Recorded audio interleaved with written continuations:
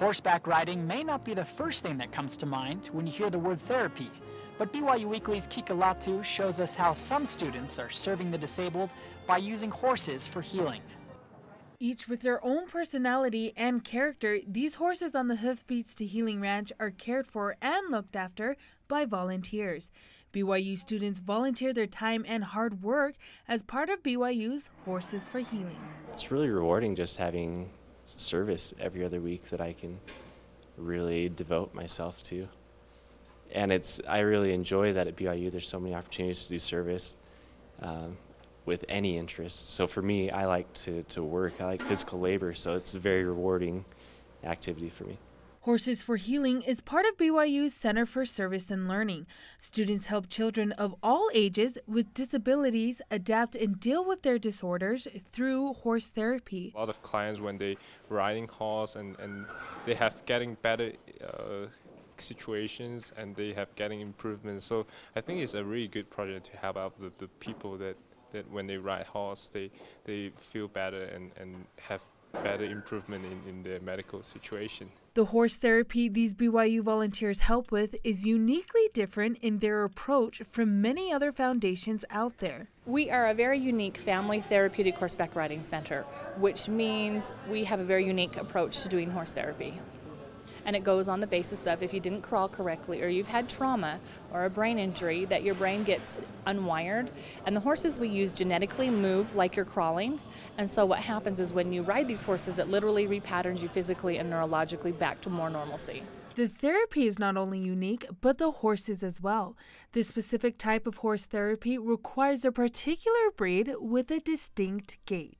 These are Missouri Foxtrotters, and they are specifically bred to have a 4-beat diagonal gait. Out of the 40,000 Foxtrotters that are alive, only 20% do it correctly. Volunteers help in every aspect of the program, from the website, scooping poop, and acting as leaders and sidewalkers for riding lessons. I think it gives us a chance to think about somebody other than ourselves.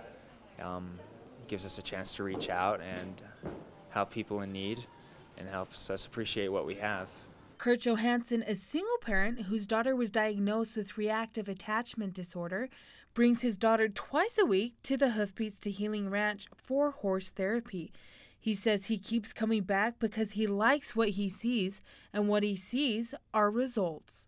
As a parent, you're often looking for those little clicks when a kid gets something, whether you're teaching them math, whether you're taking them for their first bike ride, whatever it is, you're looking for those little transitions that you know they get it. And for some reason, she had all of them going through, but this one behavioral thing that wasn't clicking. And we couldn't figure out why. And now all of a sudden, it clicked. So it puts a foundation in for the rest of everything. She's now a top student in school, and she plays the violin, and she's a top skier up at the mountains, and you name it, she can do it, but she's got a foundation now that every parent wants. There's no doubt BYU's program, Horses for Healing, makes a difference not only for the clients, but for the BYU students themselves. Tamara Tanner, founder of Hoofbeats to Healing, says that without the volunteers, there would be no program. We are run by volunteers. I am the only one that technically gets paid, and I will give them as much ownership as they want, because this isn't my facility, this is everybody's facility. Kika Latu, BYU Weekly.